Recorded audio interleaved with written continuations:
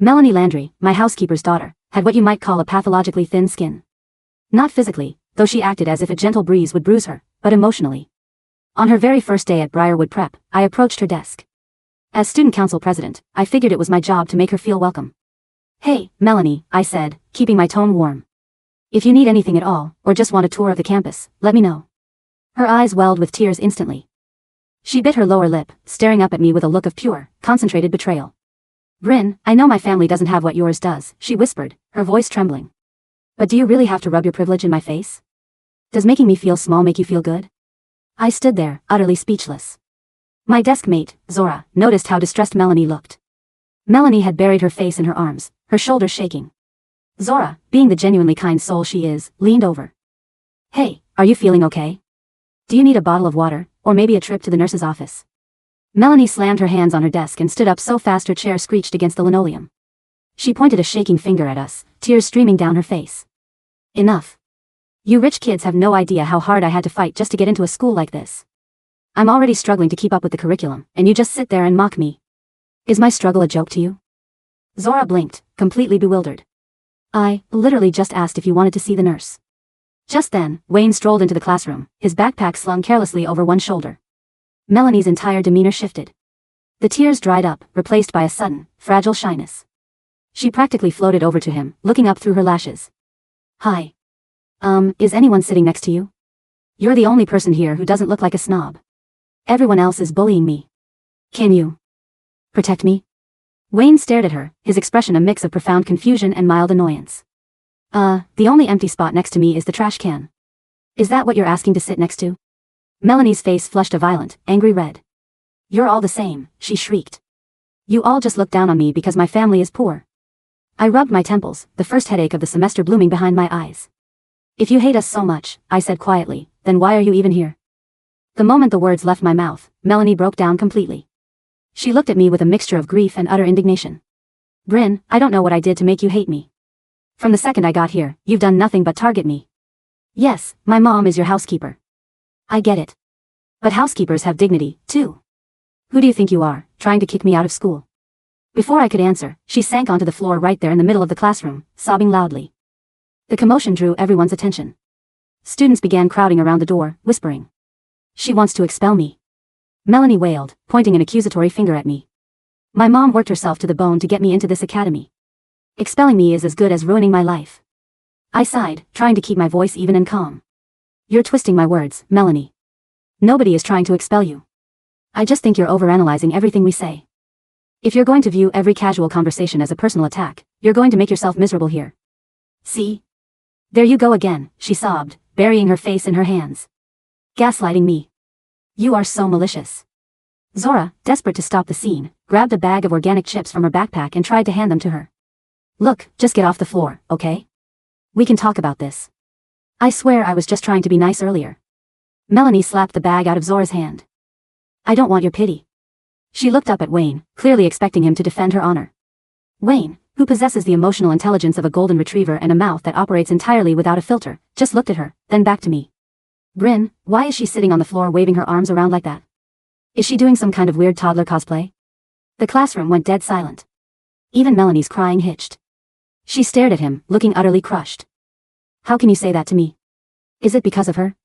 Because she's rich, you're taking her side?" I pinched the bridge of my nose. I had forgotten that Wayne is practically incapable of diplomacy. With Melanie on the verge of another hysterical fit, and desiring nothing more than a peaceful school year, I stepped in. "Wayne, stop. Melanie is just overwhelmed. Don't make it worse." But before Wayne could even shrug, Melanie turned her fury back on me. "Oh, cut the act, Brynn. You're just gloating because he chose you over me. You're trying to rub your little high school romance in my face. You are disgusting." I closed my eyes and took a slow, deep breath. I remembered this morning, when her mother, Mrs. Landry, had stood by our front door with a look of quiet, desperate anxiety. She had begged me to look out for Melanie, to be patient with her. At the time, I thought Mrs. Landry was just being a nervous mom. Now I realized she knew her daughter was a walking, talking powder keg. "I was just trying to get you to stop crying," I said. "Look at you. I express my discomfort, and you minimize it by calling it crying. You're overthinking this. I haven't done anything, and you're already calling me paranoid." "Fine. I'm sorry. Is that what you want? What is that supposed to mean?" You think I'm just throwing a tantrum? I was losing my mind. Then what, exactly, do you want from me? I burst out. Melanie wiped her face with the back of her hand, her chin lifting defiantly. I want a public apology. From all of you. You have degraded my character. A collective gasp echoed through the room. I took a deep breath, forcing my hands to remain steady at my sides. On what grounds, Melanie? Her face lit up with a strange, triumphant energy, as if she had been rehearsing this speech in front of a mirror for months. You think you're better than me because of your family's money, she said, her voice ringing out clearly. You treat me like a joke. And your family treats my mother like a slave. She works tirelessly to take care of you, and you treat her like dirt. Why does your family get to sit in an air-conditioned living room eating expensive fruit while my mother has to get down on her knees to scrub your floors? She stood up, brushing off her skirt, looking down at me as if she had just won a historic victory. But as the seconds ticked by, the triumphant silence she expected didn't come. Instead, she was met with a room full of people staring at her as if she had lost her mind. We were at a private prep school. Almost everyone in this room had household staff. Our class representative, a quiet girl named Chloe, spoke up, her brow furrowed in genuine confusion. Wait, doesn't Brynn's family pay her mom a base salary of like $80,000 a year? Plus health insurance and bonuses? That's more than my cousin makes as a junior accountant. Scrubbing floors is literally the job description. Seriously, someone else whispered from the back. Talk about biting the hand that feeds you. If Brynn's parents didn't pay her mom so well, she wouldn't even be able to afford the tuition here. If you care so much about your mom scrubbing floors, why don't you help her? Zora added, her sympathy completely evaporated. You just want to play the victim. I looked at Melanie, feeling a profound sense of exhaustion. My mom actually bought Mrs. Landry a high-end industrial steam mop so she wouldn't have to bend over. Mrs. Landry insisted on scrubbing by hand because she said she wanted to do a perfect job to justify her salary. We've told her a dozen times she doesn't have to do that. Nods of agreement went around the room. Melanie's shoulders began to shake violently, her face twisting in pain. You're lying. You're all ganging up on me. Is it because I'm poor? Is that why you think you can treat me like this? What is even the point of working hard and getting an education if all you people care about is money? She was falling apart, her voice cracking. It was obvious this wasn't how she pictured this going. At her old public school, playing the misunderstood, underprivileged girl had always won her friends and sympathy. Here, the mirror was being held up, and she hated what she saw. You're all just a bunch of elitist snobs, she screamed. I sat back down, completely checked out of the conversation. Whatever you say, Melanie. Melanie sobbed even harder. Zora leaned over, whispering in my ear, is she, clinically insane? I think she's just incredibly insecure, I sighed. Wayne, after staring at Melanie for another long minute, reached his own conclusion. She's a psycho. A few minutes later, the homeroom teacher called me to the office. Because of her transfer status, there were still some administrative forms Melanie needed to sign regarding her academic records. Even though she was the last person I wanted to speak to, I was the class president. It was my responsibility. I walked back to her desk and kept my voice completely neutral. Melanie, the counselor needs you in the front office to sign your transfer paperwork and verify your transcripts. I delivered the message in one breath and turned to leave, but Melanie slammed her book shut and stood up. Why do you have to yell it out like that? She demanded, her voice cracking. Are you trying to make sure the whole room knows I'm a transfer student? Do you want to make sure everyone knows I don't belong here? I closed my eyes, counting to 3. I didn't yell. You didn't respond the first time I called your name, so I raised my volume slightly so you could hear me. It was a normal speaking voice. So now you're saying I'm deaf? I had no words. The rest of the class stared in disbelief. Wayne finally snapped. Do you even speak English? Melanie's face went white, then red. She threw a vicious glare at me, her eyes burning with hatred. I just shook my head. I hadn't even been the one who insulted her. By the time the final bell rang, I was thoroughly drained. When I got home, Mrs. Landry was waiting by the foyer, looking at me anxiously. Miss Brynn, how was Melanie's first day? Did she settle in okay? I forced a polite, empty smile. Oh, she made quite an impression, Mrs. Landry. Mrs. Landry caught the dry sarcasm in my voice. She wrung her hands, looking incredibly small and helpless. I sighed, setting my backpack down on the bench. Mrs. Landry, with her personality, why did you insist on sending her to Briarwood? It's a high-pressure environment. Mrs. Landry let out a long, weary sigh. I told her she shouldn't come here. But she accused me of holding her back. She said I thought she wasn't good enough to be around wealthy kids. She cried for weeks, Brynn. I didn't know what else to do. I'm so sorry. She's just so sensitive, but she really isn't a bad girl. I'll talk to her, I promise. I didn't say anything. When Mrs. Landry first brought up the transfer to my parents, we hadn't thought much of it. It was her money, and she had every right to spend it on her daughter's education. But looking back, it was a massive mistake. Later that evening, Zora called me. Brynn, you need to go on TikTok right now. Melanie started an account. She's live streaming, claiming she's fighting the elite at school, and she's dragging us, and specifically you, through the mud. She sent me a link. I clicked it and saw Melanie's face on the screen. The video was titled, Class vs. Character, Surviving Briarwood Prep. We might start at the bottom, but we have the grit they'll never buy. In the comments, hundreds of strangers were cheering her on, sharing their own stories of being bullied by wealthy peers. In just a couple of hours, her follower count had jumped by over 10,000. I stared at the screen, utterly baffled. Mrs. Landry made over $80,000 a year. Melanie wore mid-tier designer clothes, and her mother bought her practically whatever she wanted. In what world was she an impoverished, oppressed victim? Wayne texted me next, asking if I wanted him to handle it. I thought of Mrs. Landry, of how she had stayed up with me, making soup and checking my fever when I was sick and my parents were stuck in Europe on business. Don't worry about it, I texted back, feeling a dull ache in my chest. I'll talk to her tomorrow. Let's just hope she lets it go. The next morning, I intercepted Melanie before homeroom. Melanie, we need to talk. There's clearly a misunderstanding, and I want to clear the air. Let's not make things harder for your mom. Melanie scoffed, a cold, ugly smirk spreading across her face. Oh, now you're scared? You're terrified I'm going to take your friends away, aren't you? You should have thought of that before you treated me like trash. Just wait. By the end of the term, everyone in that classroom is going to be on my side. Melanie, list. She covered her ears, shoving past me. I don't want to hear your lies. I'm going to make sure you know what it feels like to be completely isolated. I stood in the hallway, watching her walk away. I was genuinely baffled. Why did she hate me this much? What had I actually done to her? When I walked into the classroom a few minutes later, Melanie was handing out gourmet artisanal popsicles. She was laughing, chatting with a group of girls. It's so hot today, I thought I'd treat everyone, she was saying. The other students, caught off guard but polite, accepted them with quick smiles. Melanie looked over at me, tossing her hair with a smug, triumphant grin. Then, she walked over to Wayne's desk, holding out a premium, custom-flavored ice cream bar. Her voice turned soft, almost breathless. Wayne. I think we got off on the wrong foot. Maybe someone has been whispering things in your ear to turn you against me. Can we start over? Zora nudged my elbow. Brynn, is she seriously hitting on Wayne?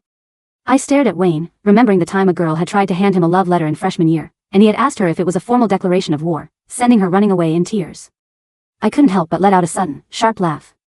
The second the sound left my lips, I knew I had made a mistake. Melanie's eyes filled with tears instantly. But before she could utter a single word, Wayne scrambled out of his chair and walked over to me, looking genuinely terrified. Brynn, tell me she didn't poison this.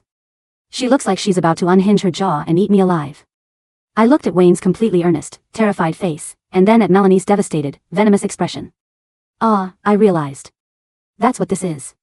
It wasn't about the money. It was about Wayne. Melanie had developed an instant, intense crush on him the moment he walked into the room yesterday, and because Wayne only paid attention to me, I had become her ultimate enemy. Melanie marched over, her voice shaking with rage. What's the matter, Brynn? Is your family's fortune so grand that you can't even tolerate a simple popsicle? Are you threatened by a dessert, or are you just threatened by me? My patience finally snapped. Are you actually insane, Melanie? If I wanted to target you, do you honestly think you'd still be enrolled at this school? Melanie gasped, her body trembling. There it is. You finally admitted it. You look down on me. You think I don't belong here. Tears streamed down her face as she gestured wildly. I spent my own allowance to buy the most expensive treats for everyone. I offered you my absolute best, and you still treat me like dirt. I stared at her, unimpressed. You didn't even buy one for me. The words hung in the air. Melanie froze. The dramatic tension evaporated in a second of pure, awkward silence. The students who had already started eating their popsicles suddenly looked extremely uncomfortable, staring at the melting treats in their hands. Melanie glared at me with a look of pure, unadulterated hatred. Then, she turned and bolted out of the classroom, sobbing. Zora gave me a slow thumbs up. Seriously, how has she survived this long? Does she just run on a constant cycle of salt water? I sighed, stepping out of the room to call my parents. I asked them if we could gently arrange to have Melanie transferred to another class, or even another school. Having her in my class was becoming an exhausting, full-time job, and I still had to study for my exams. As I hung up, my phone buzzed. It was a text from an unknown number. Brynn. I'm going to make sure everyone knows how cruel you really are. I'm going to make you feel the pain of being publicly ruined. A cold knot formed in my stomach. Seconds later, a commotion erupted in the hallway. Someone screamed, "Oh my God. Someone is on the roof. She's going to jump." We rushed to the windows. High above us, on the edge of the school's concrete roof terrace, sat Melanie, her phone clutched in her hand, streaming live to the world. The rooftop terrace of Briarwood Prep's science wing was never meant for public spectacles. It was an airy, slate-paved garden reserved for senior honors. Students studying botany or seeking 30 minutes of quiet between AP literature and calculus. But today, the heavy oak doors had been kicked open, and the autumn breeze carried a high-pitched, sobbing voice across the central courtyard. Down below, 300 students crammed into the green space like flocking birds. Phones were thrust skyward, screens glowing, recording the small, shivering figure sitting on the edge of the stone balustrade. Melanie sat with her knees drawn up to her chest, her back to a 40-foot drop onto the brick plaza. In her right hand, held high on a collapsible selfie stick, was her phone, complete with a clip-on LED ring light that threw a harsh, artificial glare across her tear-streaked face. "She's actually streaming," Zora muttered, shielding her eyes against the glare of the afternoon sun as we sprinted out of the main hall into the courtyard. "Brynn, look at her hand. She brought a battery pack. She planned this." My stomach felt like a block of lead. "She texted me 2 minutes ago," I said, my voice barely audible above the rising murmur of the crowd. "She wants a scene." "No, she wants an audience," Wayne said, stepping up beside us. He was chewing calmly on a sour apple gummy, though his eyes were narrowed as he squinted up at the roof. "And she brought a ring light to a suicide threat. That's commitment." "Wayne, shut up," Zora snapped, though her own hands were trembling as she scrolled through her phone. Oh, God. Her TikTok stream already has 40,000 viewers. The caption says, "Driven to the edge by Briarwood's elite. If I fall, Brynn Montgomery pushed me." A collective gasp rippled through the courtyard as Melanie leaned back slightly, letting one leg dangle over the edge. "Everyone back up." Mr. Vance, the assistant principal, came barging through the crowd, his tie crooked, sweat shining on his receding hairline. "Clear the yard. Get back inside the building. Campus security is on their way, and the fire department has been called." None of the students moved. In the age of social media, authority figures screaming through megaphones stood no chance against the raw, morbid fascination of a live-streamed nervous breakdown. Up on the ledge, Melanie screamed into her phone mic, "Don't come any closer." Her voice bounced off the brick walls, amplified by the courtyard's acoustics. "I see you down there, Brynn. You and your little flock of sheep. You thought you could mock me. You thought you could treat me like garbage just because my mother cleans up after you. Well, are you happy now?" Mr. Vance whipped around, his eyes locking onto me with frantic accusation. "Brynn. What is she talking about? What happened in homeroom?" "Nothing happened, Mr. Vance," I said, keeping my voice clipped and steady, despite the cold panic rising in my throat. "She handed out popsicles, Wayne declined one, and she ran out of the room claiming she was being bullied." "She's insane," Wayne added helpfully, swallowing his candy. "I asked her if she poisoned it. It was a fair question given her vibe." "Mr. Montgomery, not now." Mr. Vance rubbed his forehead in desperation. "Brynn. You're the student council president, and her mother works for your family. Can you talk to her? Just buy us 10 minutes until the police get here with an inflatable pad. If I go up there, she's going to turn it into a confrontation for her camera," I warned. "She's fishing for a villain.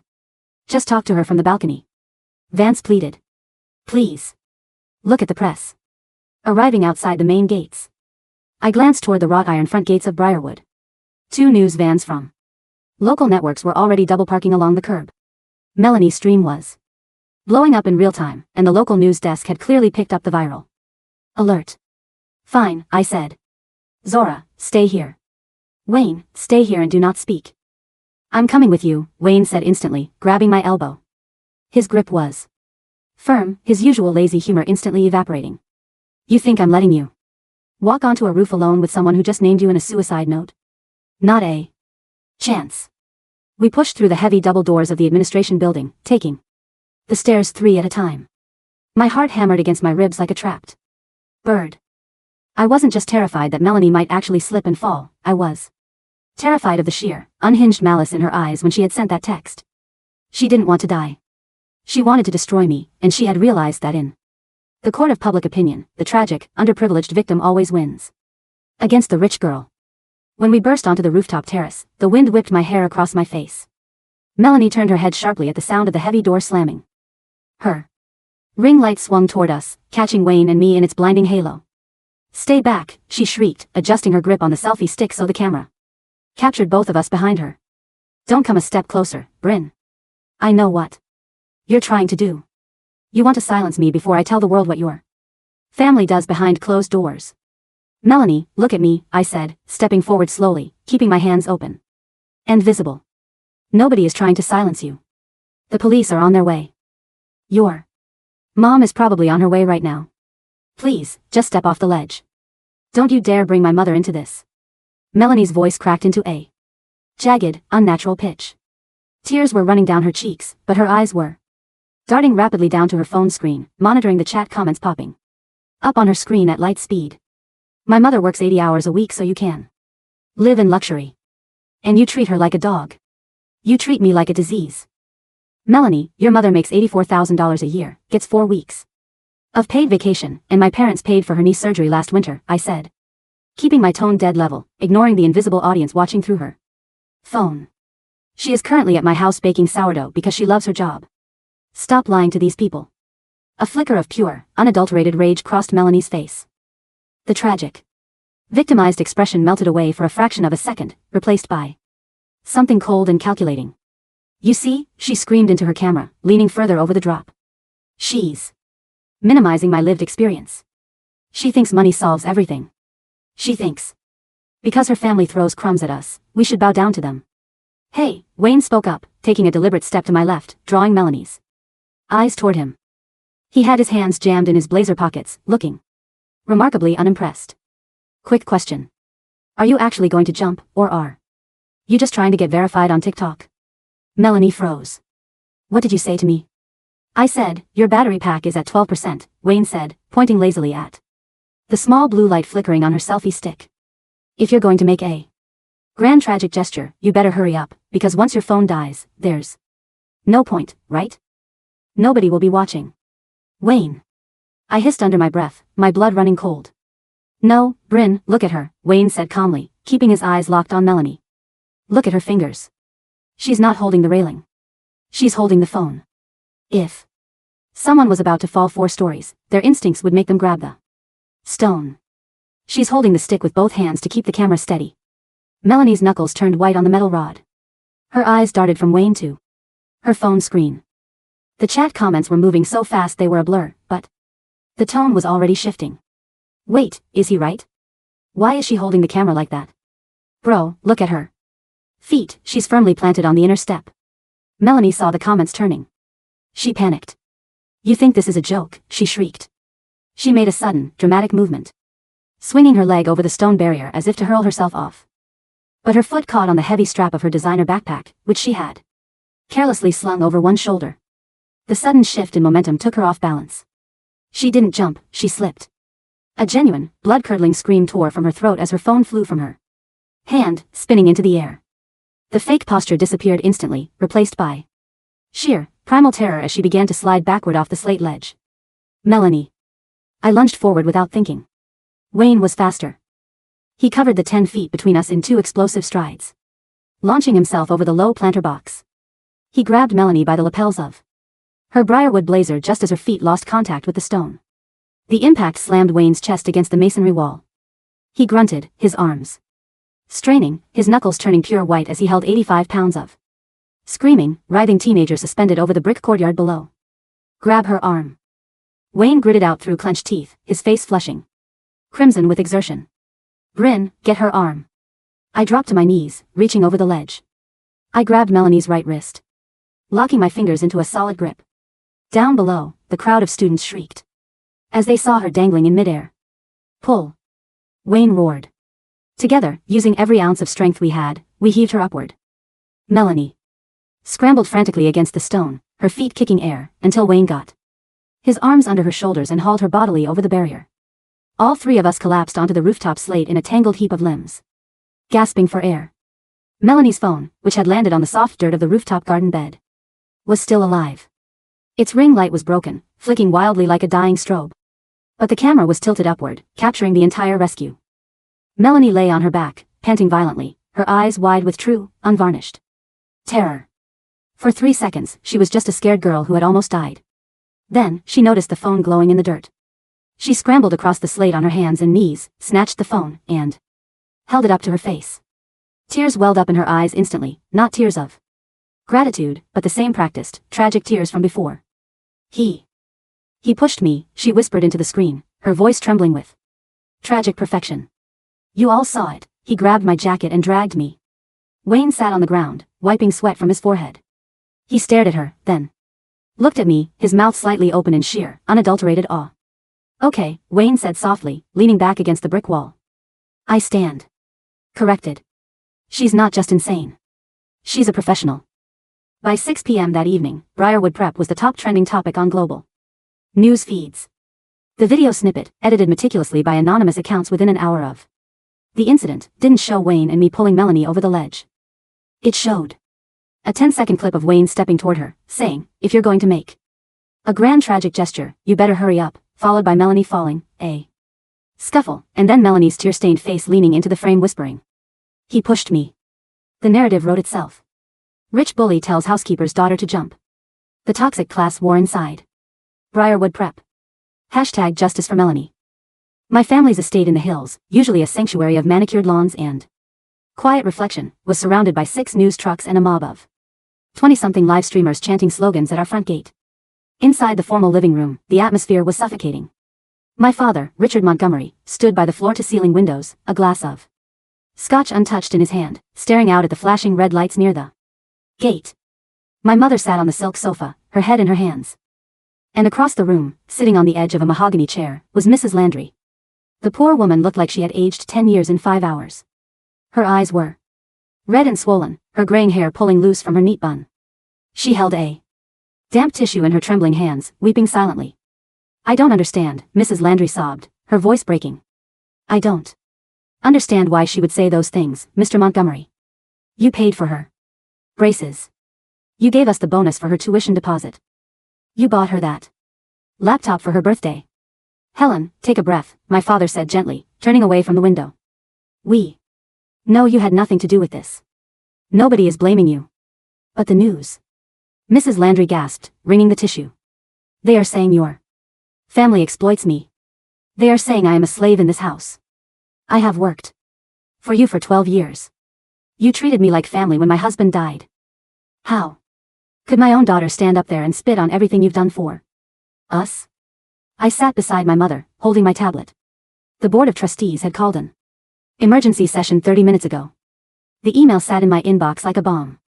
"Dear Miss Montgomery, Indiana, light of the ongoing media scrutiny and the pending administrative review regarding the incident on the Science Wing Terrace, the Board of Trustees has voted to temporarily suspend your duties as student council president. Furthermore, you are requested to stay home for the remainder of the week while an independent investigator reviews the footage." "They suspended me," I said quietly. My mother looked up, her expression turning fierce. "They did what?" "You saved that girl's life. Wayne saved her life. If Wayne hadn't caught her coat, she would be dead. The board is terrified of a lawsuit, Mom," I said, rubbing my tired eyes. Melanie's TikTok account reached 2 million followers in 6 hours. A civil rights attorney named Marcus Vance just offered to represent her pro bono. He's hosting a press conference tomorrow morning on the steps of the courthouse. "Where is Melanie now?" my father asked, turning to Mrs. Landry. Mrs. Landry let out a hollow, bitter laugh. "She's at her aunt's house in the city. She locked herself in the guest bedroom. When I tried to talk to her, when I begged her to come home and apologize to Brynn, she locked the door and told me I was a traitor. She said I had brainwashed privilege syndrome." Mrs. Landry buried her face in her hands again, her shoulders shaking violently. "She told me that if I didn't quit my job here immediately and join her in her lawsuit, she would publicly denounce me as an unfit mother." The room went dead silent. Even my father, a man who had negotiated corporate takeovers worth hundreds of millions without blinking, looked stunned by the sheer, terrifying ruthlessness of a 17-year-old girl. "She's blackmailing her own mother," my mother whispered, horrified. My phone chimed. It was a group call from Zora and Wayne. I stood up and walked out to the hallway, answering the line. "Hey, Brynn, are you watching television?" Zora's voice was fast, breathless, and laced with panic. "Turn on channel 4. Right now." I walked over to the library television, grabbed the remote, and switched on the news feed. A live broadcast was showing a sleek, brightly lit podcast studio in downtown. Sitting in the plush velvet armchair was Melanie. She was wearing a simple, oversized white sweater, deliberately chosen, no doubt, to make her look small, fragile, and innocent. Her eyes were expertly make-up-ed to look bruised and tired. Sitting beside her was Marcus Vance, the high-profile attorney known for chasing viral social justice cases. I just wanted an education, Melanie was saying into a high-end studio microphone, her voice trembling on cue. I thought if I worked hard, if I got into Briarwood, I could break the cycle of poverty for my family. But from day one, Brynn Montgomery made it clear that people like me don't belong in her world. The podcaster, a trendy influencer with millions of subscribers, leaned forward sympathetically. And what happened on the roof, Melanie? The public wants to know. The school released a short statement claiming you slipped, but your video tells a different story. Melanie wiped a single tear from her cheek. I went up there to pray, she lied smoothly, looking straight into the camera lens. I was overwhelmed. Brynn and her boyfriend, Wayne, followed me up there. Wayne cornered me against the wall. He told me that if I didn't jump, he'd give me a reason to. When I tried to run, he grabbed me. I thought I was going to die. I stared at the screen, my blood turning to liquid ice. She's lying, Zora shrieked over the phone. She's literally making up a federal crime. Wayne, are you hearing this? Wayne's voice came through the speaker, surprisingly calm, though there was an underlying crunching sound. Yeah, I'm hearing it. I'm also eating a pretzel.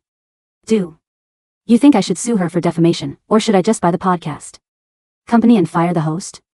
Wayne, this isn't funny. Zora cried. They're calling you a violent predator. On Twitter. There are people doxing your family's address right now. Let them, Wayne said lazily.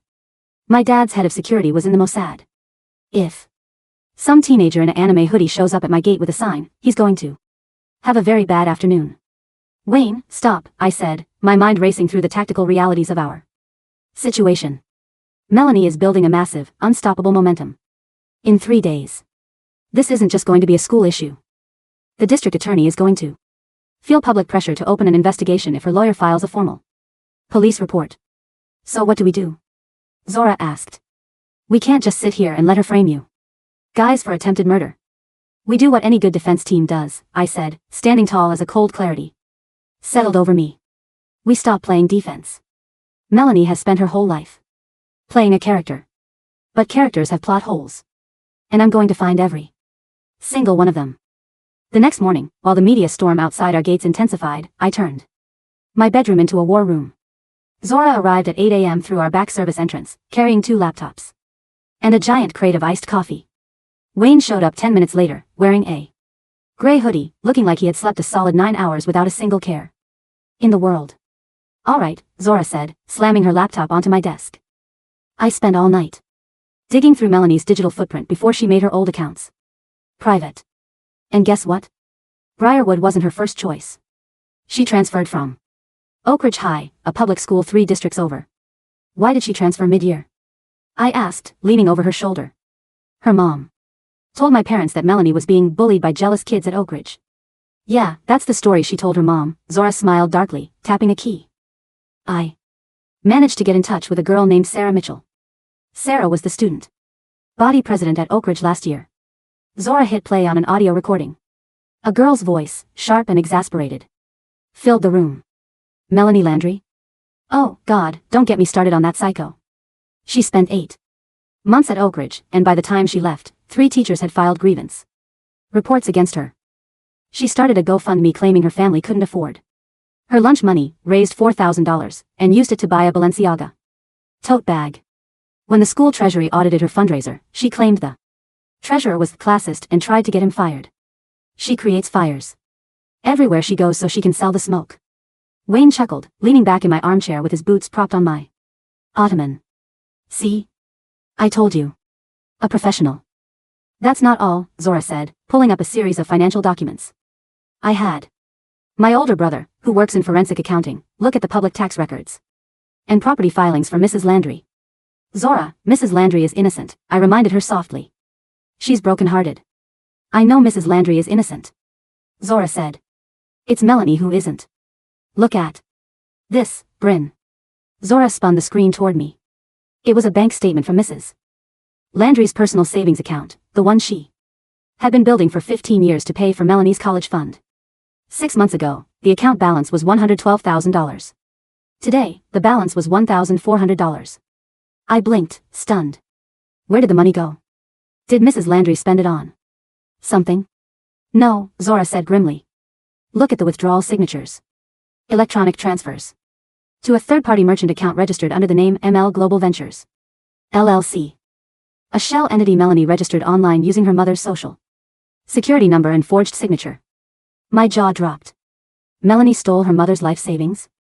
Not just stole it, Zora said, pulling up another tab showing social media analytics.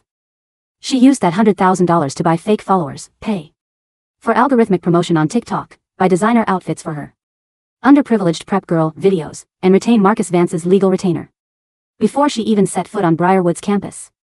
The realization hit me like a physical blow. The entire thing, the transfer to Briarwood, the high-stress entry, the sudden tragic breakdown on day one, the popsicles, the roof incident, wasn't a series of unfortunate emotional outbursts. It was a premeditated, venture-funded viral PR campaign. Melanie hadn't come to Briarwood to get an education. She had come to Briarwood to launch her career as a professional victim, using my family as the ultimate multi-million-dollar backdrop. She didn't crash on the roof because she was overwhelmed, I muttered, connecting the dots in my head. She went to the roof because her follower count was stalling, and she needed a climax for her launch week. And she chose you as the villain, Wayne added, his eyes narrowing slightly. Because your mom is rich, your house is big, and my family owns half the commercial real estate in the city. We were perfect casting. Suddenly, a knock sounded at my bedroom door. Mrs. Landry walked in.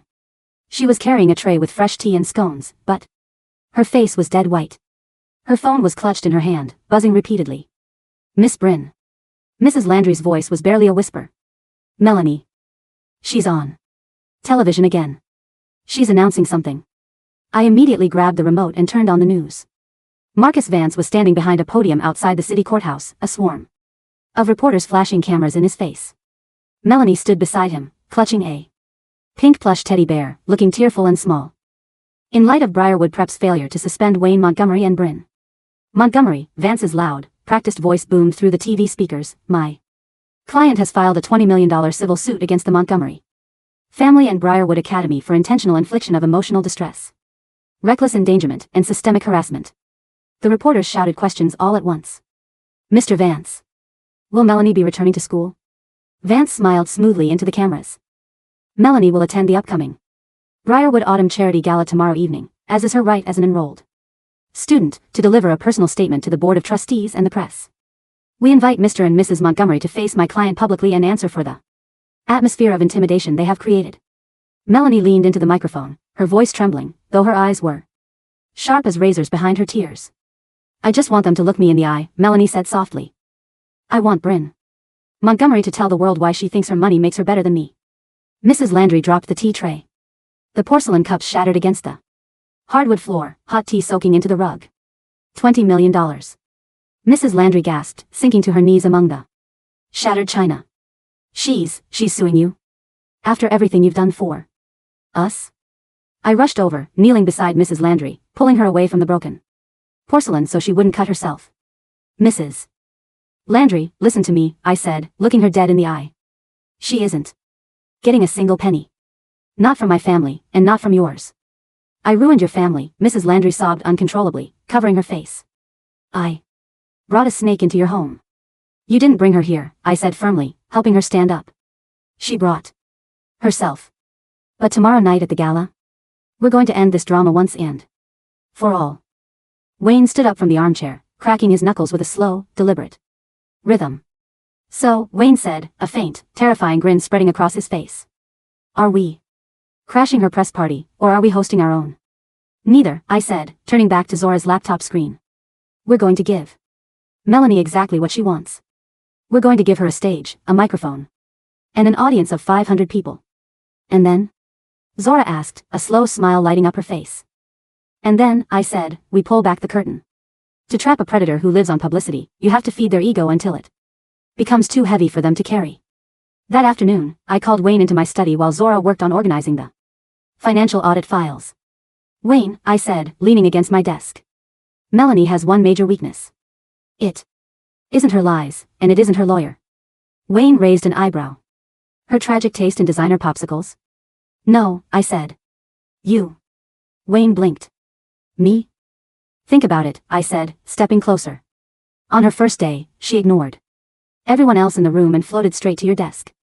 Yesterday, before she threw her popsicle fit, she walked straight past Zora and me to offer you the custom ice cream bar. She's obsessed with the idea of the wealthy, aloof golden boy saving her from her tragic life. Wayne looked deeply uncomfortable, shuddering slightly. Brynn, I would rather sit in a bucket of live lobsters than talk to that girl again. I'm not asking you to date her, I said with a faint laugh. I'm asking you to text her. Text her what? Hey, sorry I grabbed your coat so you wouldn't fall to your death. Want to get tacos? No, I said, pulling out a burner phone Zora had bought at the corner store. Text her that you're sick of my family's control over you. Text her that you think she's fascinating, but you're scared of the drama.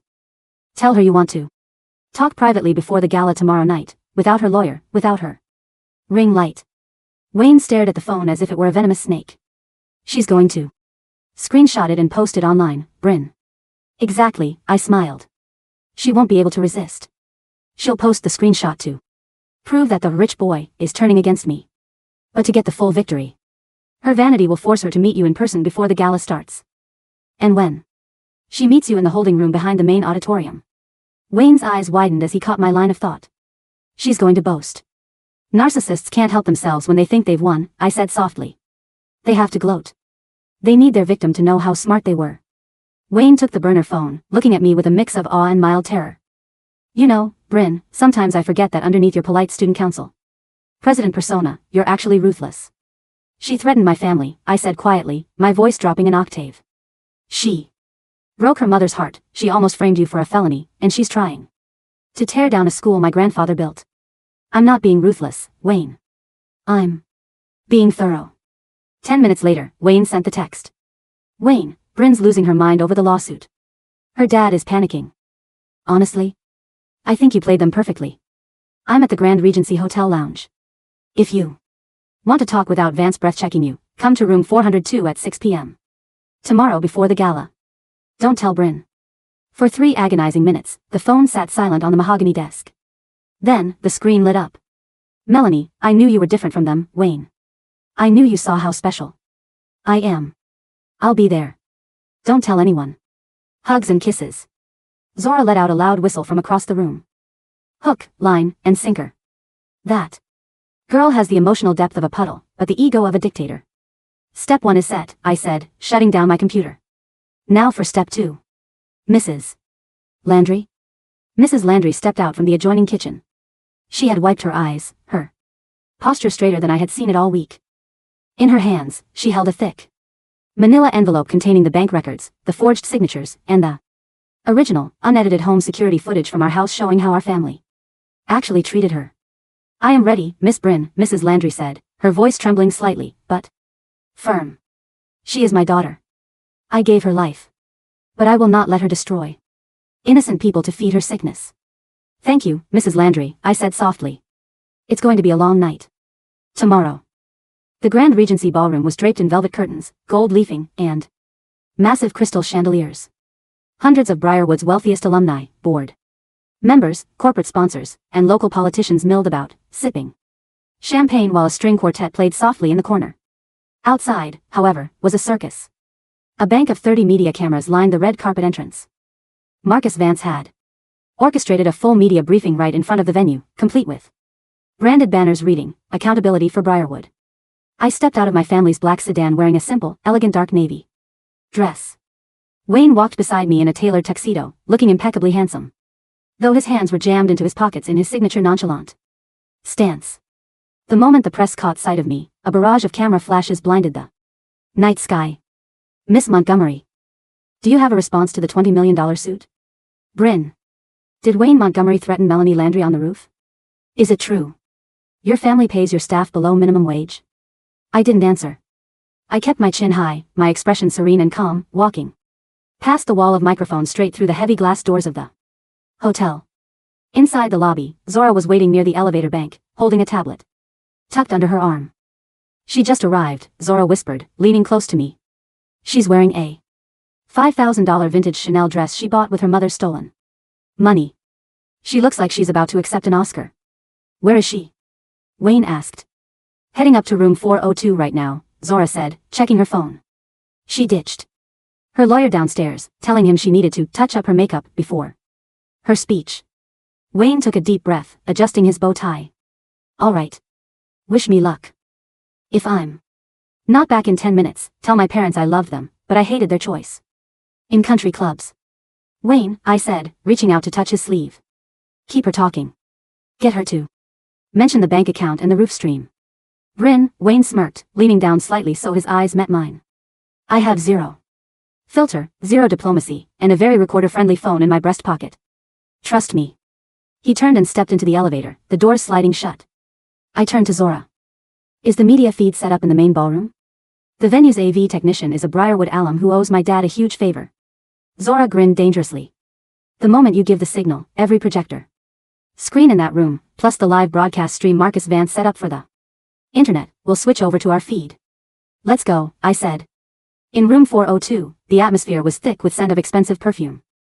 Melanie stood near the floor-to-ceiling windows overlooking the city skyline, holding a glass of sparkling water. When the door opened and Wayne walked in, her face lit up with a look of pure, triumphant ownership. I knew you'd come, Melanie said softly, taking a step toward him, her voice dripping with calculated warmth.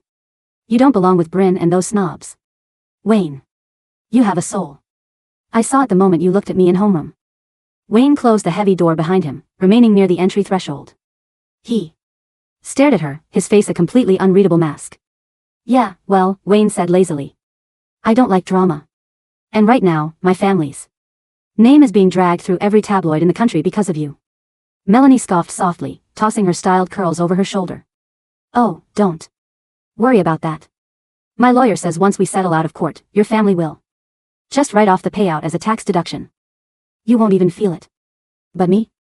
That $20 million is going to build my brand. I'm already in talks for a reality show about surviving elite bullying. Right, Wayne said, taking a step further into the room. So the whole roof thing, you weren't actually going to jump, were you? Melanie burst into a soft, melodic laugh, a laugh that sounded utterly chilling in its casual cruelty. Jump? Are you serious? Melanie rolled her eyes. Why would I kill myself when I can just destroy Brynn Montgomery and take her life? The roof was gold, Wayne. My stream gained 800,000 followers in 3 hours. Do you have any idea how much brands pay for that kind of engagement? What about your mom? Wayne asked, his voice dead level. Brynn told me your mom was crying her eyes out yesterday. Melanie's smile vanished, replaced by an expression of cold, utter contempt. My mother is weak, Melanie sneered. She's spent her whole life scrubbing floors for crumbs because she has zero vision. She was content being a servant. I had to take her savings account because she was just going to leave it in a bank account earning 0.01% interest. I invested that money in me. I bought the followers, I bought the clothes, I hired Vance. And look at me. Now. I'm the most famous girl in the state. So the popsicles in class? A trap, Melanie smiled proudly, taking a sip of her water. If Brynn ate one, she looked like a hypocrite. If she refused, she looked like a snob. Either way, I won. She's so predictable, Wayne. Rich kids are easy to play because you all care so much about your stupid reputations. She walked closer to Wayne, reaching out a hand to touch the lapel of his tuxedo. Now that you're on my side, we can control the story together.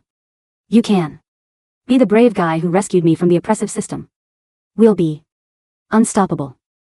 Wayne looked down at her hand on his jacket. He didn't flinch, nor did he pull away. He just looked at her with a profound, terrifying pity. You know, Melanie, Wayne said quietly. I told Brynn on day one that you were a psycho. Melanie's smile froze. What? I said you were a psycho, Wayne repeated, pulling a sleek black remote device from his pocket and pressing a red button. And I'm pretty bad at diplomacy. But Brynn? Brynn is the student council president. She's really good at public presentations. Melanie's face went white. What are you talking about? Look at the TV, Wayne said, nodding toward the wall-mounted flat screen in the hotel room. The screen switched on automatically.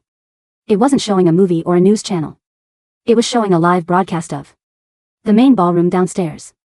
500 wealthy guests, 30 journalists, the entire board of trustees, and Marcus Vance were all standing in dead, stunned silence, staring up at 3 massive 50-foot projection screens. On those screens, playing in crisp 4K audio and video, was the exact conversation taking place inside room 402. Jump? Are you serious? Melanie's voice echoed through the high-end speakers of the ballroom downstairs. Why would I kill myself when I can just destroy Brynn Montgomery and take her life? The roof was gold, Wayne. Melanie's phone in her purse began to vibrate hysterically, hundreds of notifications pouring in every second as the live broadcast hit the internet. Downstairs in the ballroom, Marcus Vance's jaw was literally hanging open. He dropped his clipboard, backed away from the press podium, and ducked through the side doors, abandoning his client in real time. In room 402, Melanie stared at the television screen, her body shaking violently, as the reality of her total, absolute ruin crashed down upon her. No, she whimpered, her voice dropping 3 octaves into a ragged, pathetic screech. No, no, no. You recorded me? We didn't just record you, I said, stepping through the open door of room 402. With Zora and Mrs. Landry right behind me. Melanie whipped around, her eyes wide with unadulterated horror. Mrs. Landry walked forward, her hands steady, holding a thick folder of legal papers. She looked at her daughter, not with anger, but with the quiet, devastating grief of a mother who has finally accepted that her child is beyond saving. Melanie, Mrs. Landry said softly, her voice echoing in the hotel room. I have filed a formal police report for grand larceny and identity theft regarding my savings account. The detectives are downstairs waiting for you. Mom? Melanie shrieked, tears springing to her eyes, real tears this time. Tears of panic and defeat. Mom, you can't do this to me. I'm your daughter. I did this for us. You didn't do this for us, Mrs. Landry said, tears brimming in her eyes, but her chin remaining unyielding. You did this for your vanity.